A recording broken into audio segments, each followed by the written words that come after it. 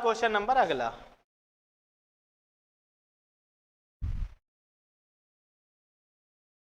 हाँ जी, निम्नलिखित में से कौन से कथन असत्य हैं? कौन कौन से कथन असत्य हैं? असत्य बताना है इसमें। यह समझना जरूरी नहीं है, यह समझना जरूरी नहीं है, यह समझना जरूरी नहीं है कि प्रत्येक बच्चा अद्वितीय है। आप एक बात बताओ, जो प्रत्येक बच्चा है वो अद्वितीय है, ये बात आप मानते हो? तो किसी भी टीचर को पढ़ाते समय क्लास में ये बात ध्यान रखनी चाहिए, समझनी चाहिए, ना समझनी चाहिए? समझनी चाहिए जरूर। तो ये गलत बात हो गई, क्योंकि ऐसा करना चाहिए।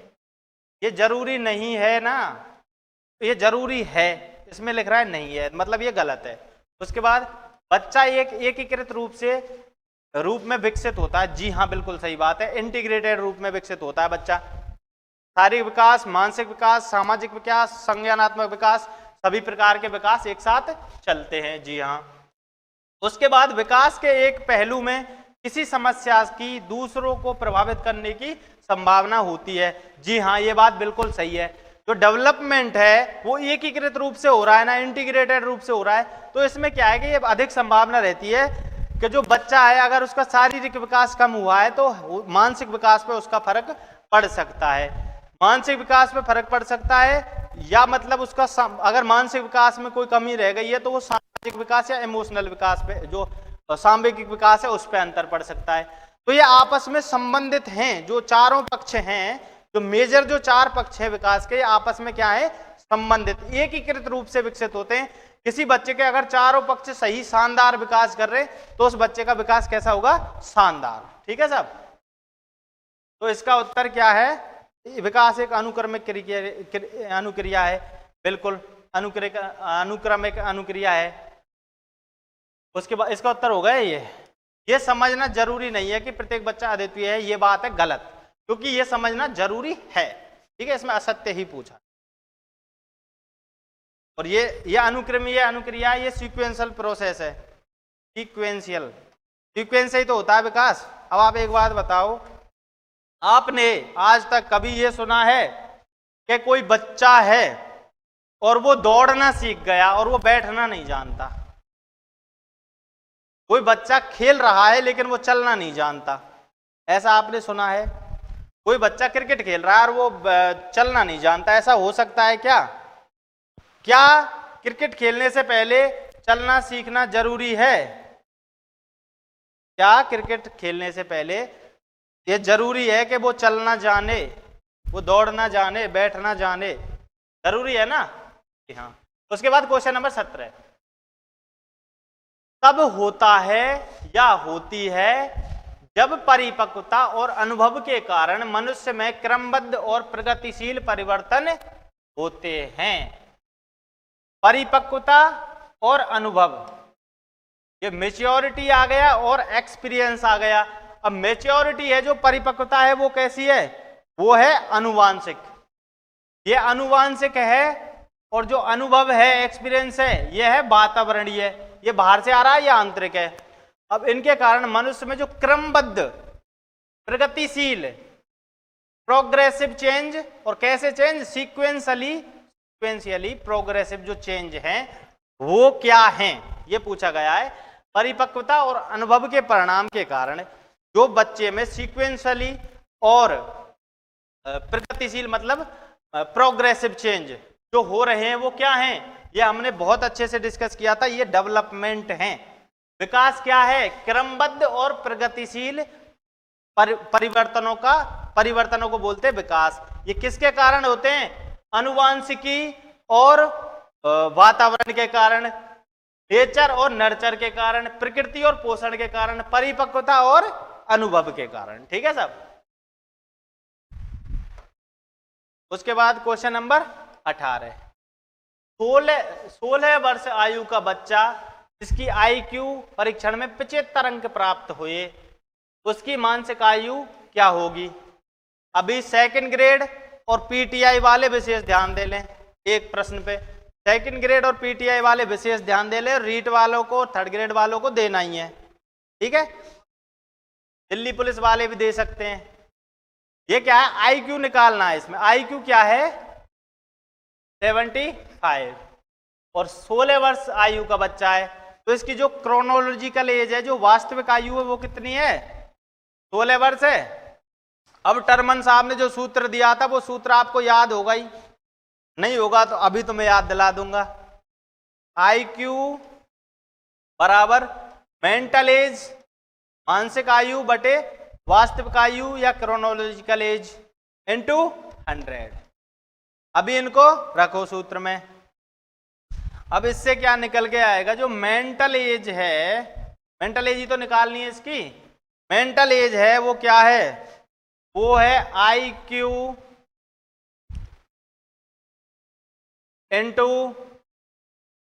Chronological age upon 100। अब इसको रख दो सूत्र में सीधा के सीधा। 75 गुणे में क्या है 16 इंटू अपॉन 100।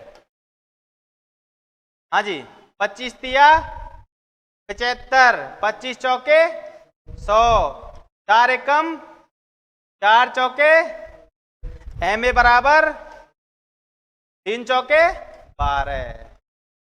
तो इसका आंसर क्या हो गया 12 वर्ष।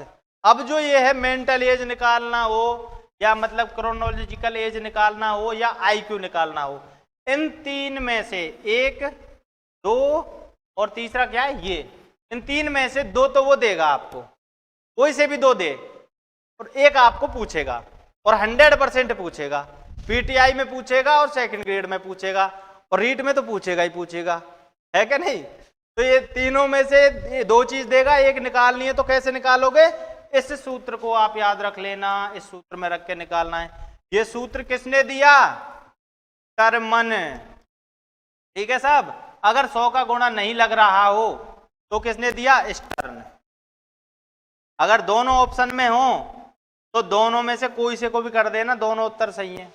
पिछली रीट में यही हुआ था, दोनों उत्तर माने गए थे। ठीक है,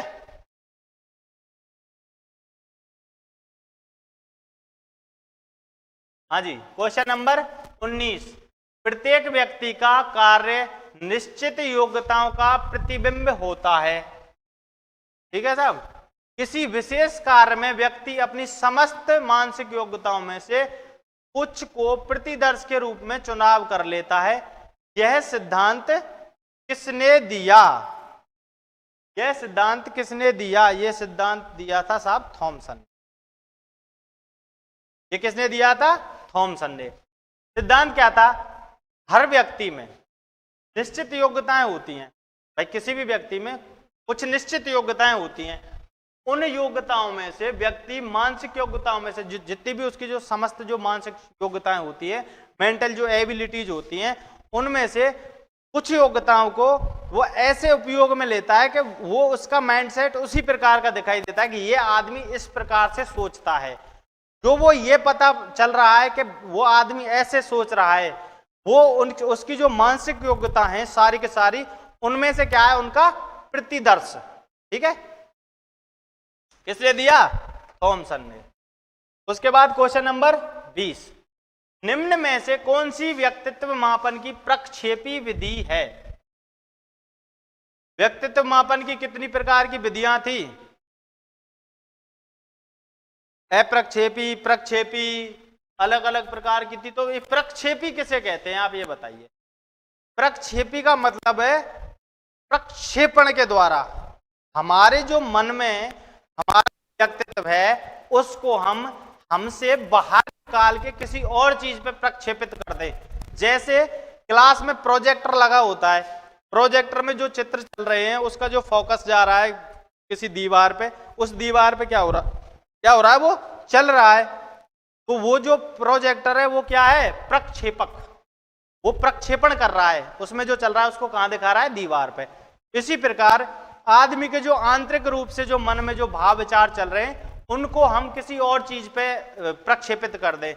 जिसमें स्याही धब्बा परीक्षण और ये जो ये बताए थे ना, चाइल्ड एप्रिसिएशन टेस्ट और कथानक एक्सप्रेशन टेस्ट, मतलब किसी चित्र बना के या चित्र दिखा के किसी बच्चे को ये पूछे ये इसमें क्या दिख रहा है, इसमें क्या दिख रहा है, तो उसकी जो आंतरिक चीजें हैं वो बाहर आएंगी। वो उन चित्रों के हिसाब से हम अंदाज लगा सकते हैं। इसी प्रकार कहानी सुन के किसी बच्चे को कोई कहानी बताई, उससे क्वेश्चन पूछे गए, तो वो कहानी के तौर पे अपनी जो मानसिक जो मन में चल रही हैं वो बातें, उनको कहानी के तौर पे वो उत्तरों में प्रक्षेपित कर देगा। ठीक है, तो यही है कथानक संप्रत्यण टेस्ट। जो इंटरव्यू है ये प्रक्षेपण नहीं है, ये वो सीधा सीधा बता रहा है। इंटरव्यू में भाई दो आदमी आमने सामने बैठे हैं, एक उससे सवाल कर रहा है, दूसरा उसके जवाब दे रहा है, आमने सामने हो रहा है ये काम। उसके बाद अवलोकन, ऑब्जर्वेशन। अवलोकन दो प्रकार का होता है। अवलोकन दो प्रकार का कौन कौन सा होता है? एक होता है सहभागी अवलोकन, एक होता है असहभागी अवलोकन। किसी बच्चे को कोई टीचर कक्षा में आते जाते विद्यालय में कोई क्रियाकलाप करते और उसके साथ न होकर दूर से बैठ के ये देख रहा है उस बच्चे को, उसको अवलोकन कर रहा है, ये हो गया असहभागी अवलोकन। उसके बाद एक अवलोकन ये होता है कि कोई भी आदमी उस बच्चे के साथ गेम खेल रहा है, साथ में खेल रहा है, खेलते समय उसका अवलोकन कर रहा है, ये हो गया सहभागी अवलोकन। तो इसमें वो प्रक्षेपण नहीं कर रहा है, इसमें जो है वो दिखा रहा है, रियल में है ना। तो नेचुरल प्रोसेस है, उसका अवलोकन कर रहा है, नेचुरल प्रोसेस दिखेगी। उसके बाद निर्धारण, किसी चीज का निर्धारण करना है कि भाई ये ऐसा है ऐसा है ऐसा है, तो निर्धारण तो कर ही नहीं सकते इसमें। प्रक्षेपण में क्या होगा? प्रक्षेपी विधि में क्या होगा? कथानक संप्रत्यण टेस्ट, कहानियों के द्वारा थेमेटिक एप्रिसिएशन टेस्ट, TAT बोलते हैं इसको, है ना। ये कैसी है? प्रक्षेपी। मेरे 4-5 विधियां प्रक्षेपी बताई थी। आपने उस टाइम पे जो कमेंट थे वो किए थे कि सर इन विधियों में क्या क्या होता है क्या नहीं होता है। तभी मैंने आपको बताया था केवल ये आएगा परीक्षा में कि कौन सी विधि किस प्रकार की है या कौन सी विधि किसने दी है। इससे ज्यादा हमें पढ़ने की कोई जरूरत नहीं है। ठीक है साहब। उसके बाद क्वेश्चन नंबर अगला, प्रतिभाशाली बालक की बुद्धि लब्धि होती है। किसी भी प्रतिभाशाली बालक की जो बुद्धि लब्धि है वो कितनी होती है, ये हमने डिस्कस की थी, दो प्रकार से डिस्कस की थी। कैसे? जो 90 से और 110 के बीच में थी वो थी सामान्य। सामान्य है क्या नहीं? सामान्य थी। उसके बाद जो 110 से और जो 130 तक थी वो क्या थी? सामान्य से अधिक। उसके बाद जो 90 से जो कम थी और 70 तक थी वो थी सामान्य से कम, सामान्य से कम थी। उसके बाद जो 90 से 70 थी वो क्या थी? पिछड़े बालकों में थी वो, है ना, पिछड़े वाले बालकों में पाई गई थी। उसके बाद जो 70 से जो कम थी वो थी मेंटली रिटार्डेड, मंद बुद्धि बालक की। अब इसमें बात चल रही है प्रतिभाशाली की। प्रतिभाशाली की होती है 130 प्लस। ये बताया था किसने?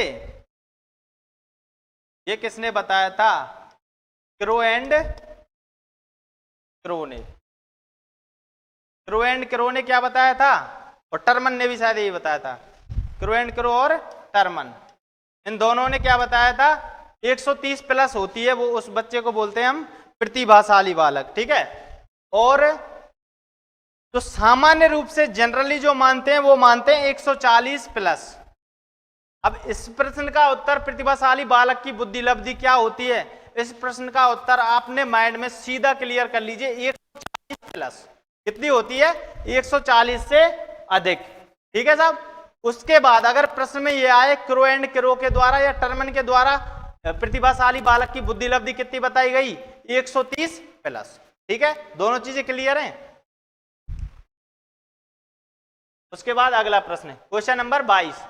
स्कूलों को व्यक्तिगत भिन्नताओं का ध्यान रखना चाहिए क्योंकि जो विद्यालय हैं, जो स्कूल्स हैं, उनको इंडिविजुअल डिफरेंसेस का ध्यान क्यों रखना चाहिए? क्वेश्चन है ये, क्यों रखना चाहिए?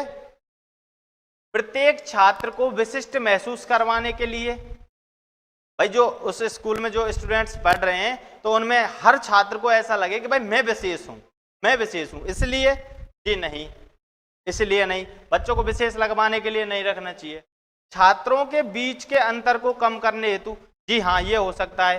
जो छात्र हैं, दो कोई छात्र है, एक प्रतिभाशाली है और एक पिछड़ा हुआ है, उन दोनों का जो गैप है, उनके बीच में जो खाई है, उसको कम करने के लिए इंडिविजुअल डिफरेंसेस का ध्यान स्कूल को रखना चाहिए, ये बात बिल्कुल सही है। उसके बाद छात्रों एवं छात्राओं की क्षमताओं और प्रदर्शन को नहीं जानने के लिए, ये बिल्कुल गलत बात है, क्योंकि भाई छात्र और छात्राएं जो उनके प्रदर्शन को जानने के लिए तो कर सकते हैं, नहीं जानने के लिए नहीं कर सकते। उसके बाद अगला है समझने के लिए कि छात्र सीखने में समर्थ हैं या असमर्थ हैं। असमर्थ क्यों हो रहे हैं? जो भी स्टूडेंट हैं, जो भी छात्र हैं, वो सीखने में समर्थ या असमर्थ क्यों हो रहे हैं, इस बात को जानने के लिए क्या स्कूल को रखना चाहिए ध्यान? तो ये उत्तर सही है। अब ये दो उत्तर सही है, अब इन दोनों में से ये चुनना है कि सबसे सही उत्तर कौन सा है। छात्रों के जो बीच का अंतर है उसको कम करने के लिए तो रखना ही चाहिए, लेकिन मुख्य कारण ये है कि वो सीखने में समर्थ या असमर्थ क्यों हो रहे हैं, उनकी व्यक्तिगत भिन्नताएं क्या हैं, इसलिए इसका ध्यान रखना चाहिए। तो इसमें हम किसके साथ जाएंगे? ऑप्शन नंबर डी के साथ। उसके बाद क्वेश्चन नंबर अगला 23, प्रतिभाशाली बालक के लक्षण क्या हैं? जो गिफ्टेड चाइल्ड है, प्रतिभाशाली जो बालक है, उसके लक्षण क्या हैं? पहला ऑप्शन है अभिव्यक्ति में नव्यता, जी हाँ। उसके बाद अगला है जिज्ञासा, जी हाँ। उसके बाद वार्तालाप प्रियता, कह नहीं सकते। उसके बाद अति सक्रियता, जी नहीं। किसी भी चीज में अति शब्द अगर आगे लग रहा है तो आपका उत्तर क्या होना चाहिए? ये नहीं हो सकता, क्योंकि अति हर चीज की कैसी होती है? बेकार। अति हर चीज की खराब होती है। अति तो भोजन करने की भी खराब होती है भाई। अगर आप भोजन कर रहे हो वो अति से कर रहे हो तो वो भी खराब है, वो भी सही नहीं है। तो आप पबजी खेल रहे हो या इंस्टाग्राम चला रहे हो, उसकी जो अति कर रहे हो वो सही नहीं है। हाँ, अति तो पढ़ने की भी सही नहीं है, क्योंकि दिमाग डिगने की संभावना रहती है अति करने में, तो है ना। तो अति बिल्कुल काट दिया आपने। उसके अलावा है वार्तालाप प्रियता। जो प्रतिभाशाली बालक होते हैं वो कम बातचीत करने पे विश्वास रखते हैं, मतलब तो ये भी नहीं है, लेकिन वो बातों में इतना ध्यान नहीं देते, वो अपने काम पे फोकस्ड होते हैं, वो अपने विचारों में क्रिएटिविटी लाते हैं, नव्यता लाते हैं, वो नई नई चीजें करने के ज्यादा उत्सुक होते हैं, वो बातें करने पे थोड़ा कम ध्यान देते हैं। ठीक है साहब, तो ये भी नहीं है और ये भी नहीं, ये क्लियर है। जिज्ञासा उनमें बहुत ज्यादा होती है, बहुत ज्यादा जानने की इच्छा होती है, नई नई चीजें। पानी पिलाइए सर, एक सेकेंड। इसका जो आंसर है वो है 1 और 2 दोनों। 1 और 2 दोनों कौन से में? इसका ऑप्शन सी उत्तर है। ठीक है, एक सेकेंड पानी पी लेते हैं बाद।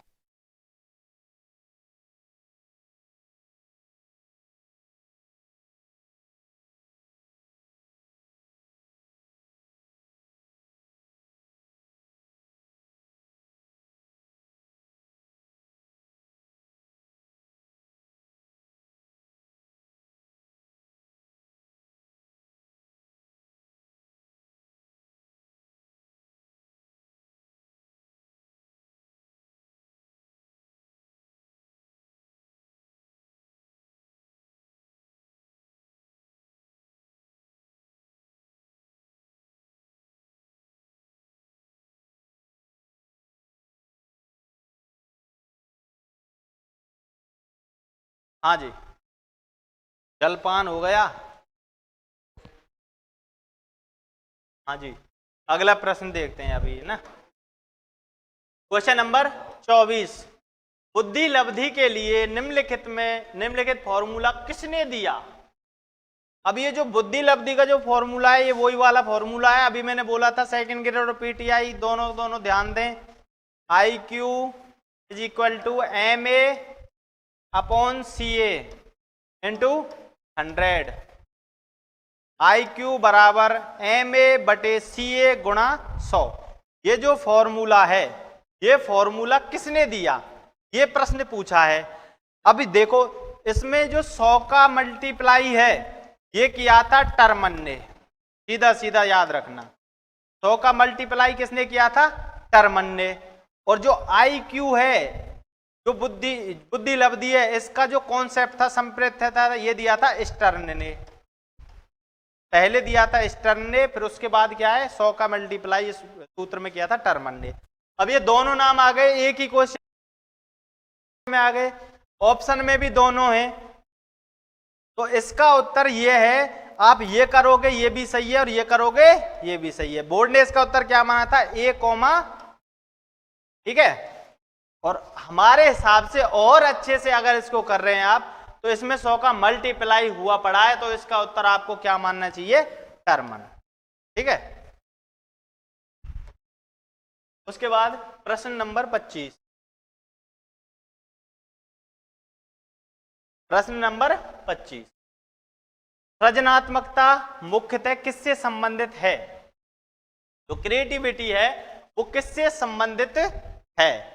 अभी देखो पहला ऑप्शन है अति सक्रियता, मैंने अभी क्या बताया था, जस्ट इससे अगले प्रश्न में, इससे पहले वाले प्रश्न में क्या बताया था, जहां अति शब्द लग जाए वो सही नहीं है, क्योंकि अति हर चीज की बेकार होती है, सही नहीं होती है, तो ये उत्तर इसका नहीं हो सकता। उसके बाद अभिसारी चिंतन, यह है इन्वर्जेंट थिंकिंग, अभिसारी चिंतन, बोल तो ये सेंटर है, इसके इसी के इर्द गिर्द सोच रहा है, इसी के इर्द गिर्द सोच रहा है, ये इसका उत्तर नहीं है। क्यों नहीं है, क्योंकि जो क्रिएटिव है, जो सृजनात्मक है, वो कभी भी एक दायरे में नहीं सोचता, वो इससे बाहर की ओर चारों तरफ की बातें सोचता है। तो ये कौन से प्रकार का है वैसे, अपसारी, अपसारी चिंतन, ठीक है, अपसारी चिंतन है। उसके बाद कम बोधगम्य क्षमता, जी नहीं, बोधगम्य क्षमता कैसी होती है उसकी, अधिक। उसके बाद अब अपसारी चिंतन, ये इसका उत्तर, ठीक है सब। क्वेश्चन नंबर 26, निम्नलिखित में से कौन सी स्थिति समायोजन को बढ़ावा देती है, इनमें से ऐसी कौन सी स्थिति है जो एडजस्टमेंट है, जो समायोजन है, उसको बढ़ावा देती है। तीव्र चिंता, क्या किसी को अगर चिंता है, बहुत ज्यादा चिंता हो रही है, क्या उससे एडजस्टमेंट बढ़ेगा या घटेगा, उससे एडजस्टमेंट घटेगा, उससे एडजस्टमेंट को बढ़ावा नहीं मिलेगा। उसके बाद बीमारी का डर, अगर किसी को बीमारी का डर है तो वो एडजस्ट इतनी जल्दी नहीं कर पाएगा, उसको बीमारी होने की संभावना ज्यादा है। जिसको डर है बीमारी का, उसको बीमारी होने की संभावना क्या है, ज्यादा। उसके बाद अगला, अपराध बोध के बारे में जुनूनी सोच, किसी बच्चे की, किसी आदमी की अपराध करने के लिए एक जुनूनी सोच है, उसको जुनून है अपराध करने का, क्या उससे उसका एडजस्टमेंट बढ़ेगा या कम होगा, जी हाँ कम होगा, ये बढ़ नहीं सकता, इससे अपराध की प्रवृत्ति से नहीं बढ़ सकता। उसके बाद विक्षिप्त भय और चिंता से मुक्ति, इसमें क्या है, जो भी विक्षिप्ति है, जो भी भय है, जो भी चिंता है उसके दिमाग में, मन में, उससे मुक्ति, चिंता से वो मुक्त हो रहा है, भय से वो मुक्त हो रहा है, तो उसका एडजस्टमेंट बढ़ेगा या घटेगा, जी हां बढ़ेगा, ठीक है। तो इसका उत्तर होगा ऑप्शन नंबर डी। उसके बाद क्वेश्चन नंबर 27, क्वेश्चन नंबर 27 है, कक्षा 2 की छात्रा, दूसरी क्लास की छात्रा है सृष्टि, को अध्यापिका ने मूल गणित विषय के सवाल करवाए, अगले दिन उसने बाजार है, ये बाजा नहीं है ना, अगले दिन उसने बाजार में सामान खरीदने के उपरांत दुकानदार द्वारा की गई योग की गलती को चिन्हित करके सही करवाया, यह अधिगम का कौन सा प्रकार है। अब देखो अभी क्या हो रहा है, जो योग है, जो गुणा भाग जोड़ बाकी, जो ये सामान्य गणितीय संक्रियाएं हैं, तो उसमें से इसमें प्रयोग हो रहा है किसका, योग का, इसका प्रयोग हो रहा है योग का, मतलब जोड़ का, प्लस का ये उपयोग हो रहा है। अभी उस बच्ची ने, जो सृष्टि है, जो 2 वर्ष की बच्ची है, दूसरी क्लास की जो बच्ची है, उस बच्ची ने योग सीख लिए। अभी वो दुकान पे सामान लेने गई और उसने 2 रुपए का सामान लिया और 2 रुपए का सामान लिया, और दुकानदार ने बोला उसको आप 6 रुपए दीजिए मेरे को। तो वो बच्ची ने क्या बोला कि अंकल जी मेरे 2 रुपए का सामान एक बार लिया है, 2 रुपए का सामान एक बार लिया है, तो टोटल 4 हो गए, आप 6 रुपए क्यों मांग रहे हो। तो उसने उस दुकानदार की गलती को चिन्हित कर दिया। उसने जो योग क्लास में पढ़े थे उनका उपयोग कहाँ कर लिया, बाहर दुकान पे जाके बाजार में उपयोग किया उस चीज का। तो ये अधिगम का कौन सा अंतरण है, ये बारे में बात बतानी है। नकारात्मक जी नहीं, द्विपक्षीय जी नहीं, शून्य जी नहीं, यह है पॉजिटिव, यह है पॉजिटिव, यह है सकारात्मक, यह है कैसा, सकारात्मक। जो अधिगम है उसने जो सीखा है उसका पॉजिटिव यूज हुआ है ना, उसी के समान किसी और स्थिति में अगर उसका यूज हो रहा है तो वो कैसा है, पॉजिटिव। उसको सहायता प्रदान की ना दुकान पे, जो उसने क्लास में योग सीखे थे, उन योग सीखने ने जो वहां पे दुकान पे उपयोग करी तो उसमें उसकी हेल्प की या नहीं की ना, सहायता की, तो कैसा हुआ, सकारात्मक। ठीक है साहब। उसके बाद प्रश्न नंबर 28, एक व्यक्ति में एक समय पर दो विपरीत इच्छाओं का होना क्या कहलाता है। इसको हमने बड़े विस्तार से पढ़ा था। इसका उत्तर है द्वंद्व। द्वंद्व है, कॉन्फ्लिक्ट है। इसको हमने जो क्लार्क हल वाला जो सिद्धांत पढ़ा था उस समय हमने इसको विस्तार से पढ़ा था। कैसे पढ़ा था, जो एक व्यक्ति है उसको कोई दो वस्तुओं में, दो चीजों में या एक ही चीज में दो अलग अलग पक्षों में अगर कोई द्वंद्व पैदा हो रहा है, जैसे हमने उदाहरण उस टाइम पे लिया था कि एक लड़की है, ठीक है जी, उसको करनी है शादी, ठीक है जी, उसका जो बॉयफ्रेंड है वो क्या है, उससे करती है प्रेम। प्रेम तो करती है लेकिन वो क्या है, बेरोजगार, वो क्या है, गरीब। अगर वो बेरोजगार और गरीब है तो उसके मन में एक द्वंद्व होगा, शादी तो मैं इससे कर लूं लेकिन ये बेरोजगार और गरीब है तो मैं यहाँ इसके यहाँ जाके क्या भूखी मरूंगी। तो इसलिए उसके मन में क्या होगा, द्वंद्व पैदा होगा। इस द्वंद्व को क्या बोलते हैं, कॉन्फ्लिक्ट। ठीक है। उसके बाद अगला प्रश्न, क्वेश्चन नंबर 29। रवि का बुद्धि परीक्षण इंगित करता है कि वह औसत से लेकर औसत से अधिक बुद्धिमत्ता की श्रेणी में आता है। वो कहाँ आता है, 90 से 110 IQ है उसका, ये बोल रहा है ये, है ना। उसके बाद हालांकि पढ़ने वर्तनी सामाजिक विज्ञान और विज्ञान में उसके ग्रेड बहुत कम है। जिस विषय में पढ़ना पड़ रहा है, शब्द आ रहे हैं, भाषा आ रही है, उसमें क्या है, उसके ग्रेड कम है। उसके साथ गणित के ग्रेड अधिक हैं। मैथ्स में उसके नंबर कैसे आ रहे हैं, बहुत बढ़िया आ रहे हैं। रवि लेखन कौशल में अच्छा है, वो लिखने में भी अच्छा है, गणित में भी अच्छा है, लिखने में भी अच्छा है। रवि में अधिक संभावना किसकी है, डिस्कैलकुलिया है, गणित से संबंधित रोग है जो डिस्कैलकुलिया, ये तीनों चार रोग बताए थे, तो ये तो उसके हो ही नहीं सकता क्योंकि गणित में उसके बहुत अच्छे अंक आ रहे हैं। उसके बाद है डिस्ग्राफिया, लेखन में वो कैसा है, बहुत अच्छा, तो ये भी नहीं हो सकता। उसके बाद है डिसलेक्सिया, पढ़ने संबंधित विकृति, और डिस्फेजिया, बोलने संबंधित विकृति। बोलने का तो सवाल ही नहीं है क्योंकि जो भी विषय ऐसी हैं जिनमें पढ़ना और वर्तनी आती है, सामाजिक विज्ञान और विज्ञान है, इनमें उसके ग्रेड कम है, तो इसका मतलब क्या है, उसके डिसलेक्सिया होने की संभावना ज्यादा है। ठीक है जी। उसके बाद अगला क्वेश्चन नंबर 30। सीखना व्यवहार में उत्तरोत्तर सामंजस्य की एक प्रक्रिया है। कैसी प्रक्रिया है, उत्तरोत्तर, प्रोग्रेसिव। ठीक है। यह कथन किस शिक्षाविद ने कहा, यह कथन किस शिक्षाविद ने कहा। सीखना व्यवहार में उत्तरोत्तर सामंजस्य की प्रक्रिया है, यह कथन किसने कहा, यह कथन बोला था स्किनर महोदय ने। किसने